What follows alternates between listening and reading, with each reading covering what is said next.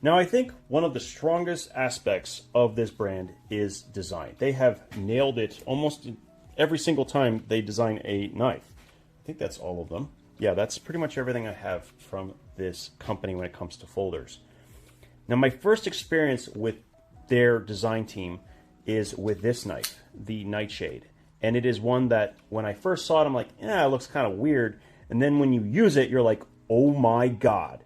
This is one of the most useful blade shapes, the most useful folders I have ever touched. And I still feel that way. In fact, it has ruined me since I just have to compare everything to this because of the way it slices, the way it works in food prep. It is a shorter blade, but yet somehow manages to do better than most of my longer knives at a variety of different tasks. Well done. This knife, which is based on a shilling cutter, not only taught me a whole new appreciation for cutting geometry, I was blown away by the action, the fit and finish, the attention to detail, the fact that they used a pocket clip that took everybody's feedback into consideration, and just putting the jimping in the right place, pretty much doing everything correct right off the bat, including price points. So they are right where they're supposed to be for the combination of features that they are listing here, that they show. So 154 cm with some G10 with proper pocket clip, and all of the finishing with the crown spine, about $70.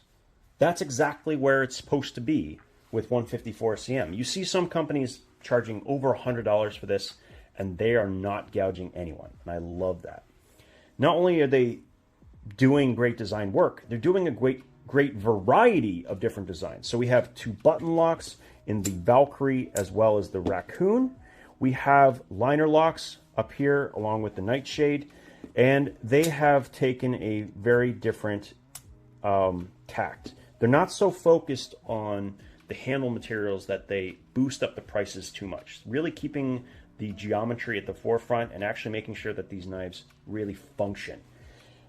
And they do. They function very well. The second knife I got, which is the Raccoon, it quickly became one of my favorite button locks and is still one of my favorite button locks today. Now, I'm going to say that, and a lot of people in the comments who are part of the knife community are going to remember that recently there was a lot of talk about how this, when hit on its spine, could come closed. And that is also true for this particular model. But the way Vosteed reacted to that is so impressive to me. Not only did they comment and make sure that if you don't like it, that they'll take care of you 100%.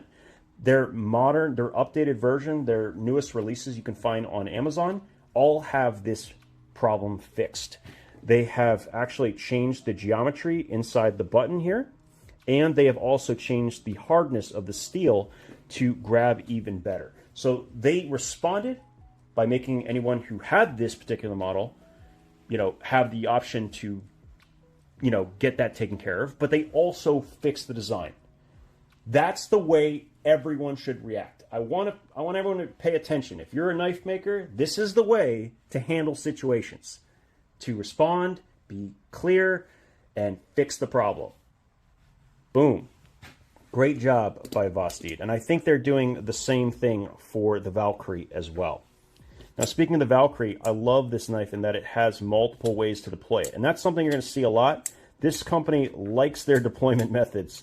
So front flipper, back flipper, thumb stud, reverse flick, you name it. You can do it all, right, with these types of knives. And yeah, design architecture, once again, amazing. And they continue to have a variety of different cutting geometries. This has got to be second on my list from them. Hollow grind, super slicey clip point with, yeah, that was my nail from earlier. And it has that beautiful fuller that lets you reverse flick it as well. So you can reverse flick this knife. You can back flip this knife. You can front flip this knife. Yeah, you can do all kinds of cool stuff. I love this one. Actually, the only thing I don't like is that this has cold steel level of traction. So if you do get this knife, make sure you file down below this pocket clip unless you'd like it to tear a hole through your pants. Other than that, I think they nailed this one perfectly. And then, yeah, they even have a knife for the big boys, the people who like a big knife. And this is absolutely that. 3.75 on the Labrador.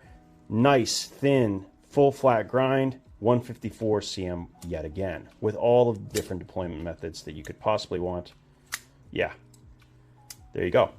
And they continue to take these things into account. I love that Vosteed is doing this.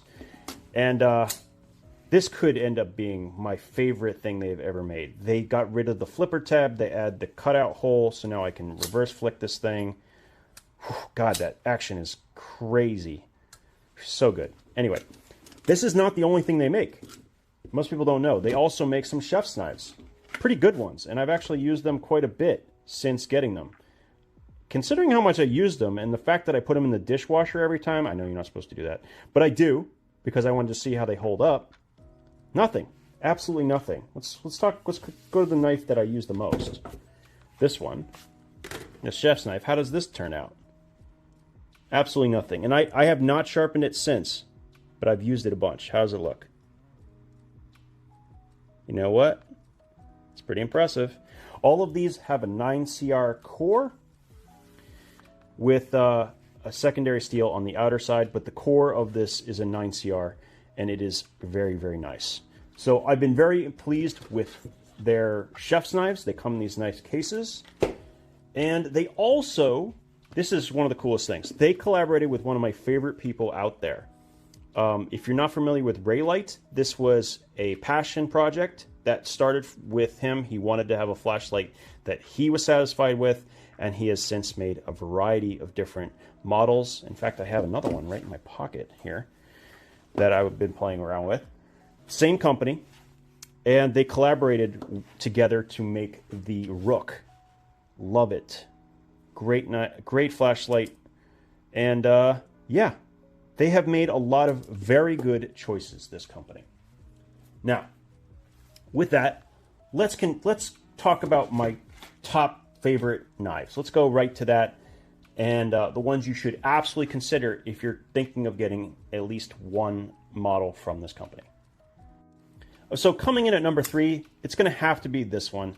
I just love the way this thing cuts. I don't think it's necessarily unique as far as geometry is concerned, but the sizing is perfect. The grip on this is so good. It's so good. Maybe a little too good under the pocket clip, but that's easily fixed. Just keep that in mind. That's the one drawback you're going to have to run into. But as an EDC knife and just a great complement to the multi-tools I like to carry, God, this knife is so nice. And it covers pretty much every form of opening that I could possibly want. Yeah, I can do it all with this thing. And yeah, definitely something you want to check out if you're interested in trying one from this company. Coming in at number 2, it's going to have to be the Vosteed Raccoon. So as I said, the modern version of this, the one you can buy on Amazon right now, is not going to have any issues whatsoever, and it's going to have all the amazing action goodness with incredible ergonomics that you can get from this. I don't know why all of these shapes just fit so good, but it is one of the most comfortable knives I've ever seen. In fact, I think this is the only knife I've experienced, the only button lock that comes close to matching the CJRB Pyrite on so many levels. This is the only one. Now, with the one issue that came up and is now addressed, I think we could have a real conversation on who has the best budget knife at around $50 to $60. Hard to say, but if you're going to try one for Vosteed and you want to only spend about $60, this is your baby right here. 14C 28N, my absolute favorite budget steel. In some ways, I kind of like it better than 154 cm. Yeah, this is the one to test. Love it. Super comfortable. The micarta is awesome. And just the right thickness. Worth a shot. And that brings us easily to the number 1 absolute, the knife you got to try. You have to try this knife. It will blow you away with how useful it is. Just Nightshade. Nightshade is the one to go for. It's a fantastic steel with 154 cm. They fit and finish is just phenomenal. It will spoil you. If this is your first knife in this price point, around the $70 price point, this is a great knife at that price. In fact, I don't know many I would pick over this. I think they're all Kaisers probably, maybe some CJRB. But seriously, from this brand, I've never had any cutting experience like this. It's worth a shot. And there are now 2 variants to pick from. You can go with the hole cutout, which is going to give you a little bit more handle grip. And frankly, I'm not super worried about sliding up on this because of the way it kind of pulls out of your hand versus into it with your cuts. It's definitely good for draw cutting. It's just a phenomenal blade shape. I like both variants. I couldn't pick between the 2. I got to have both. And I'm pretty sure I'm going to be keeping all 3 of these because I just love them that much. You know, I got the orange when I want to carry the awesome Rook, right? And then I got either the all black with those beautiful copper bolsters. I think that's what it's called. Bolsters? No. Collars. Pivot collar. Whoops. Not what I meant. Or go with the flipper. I don't know which one I like the best, but they're all amazing. If you're going to try one, this is the one to try, the Nightshade. That's pretty much it. If they're going to do anything else, I think I'd just like to see a few more knives in 14C, around that $50 price point, that magic number.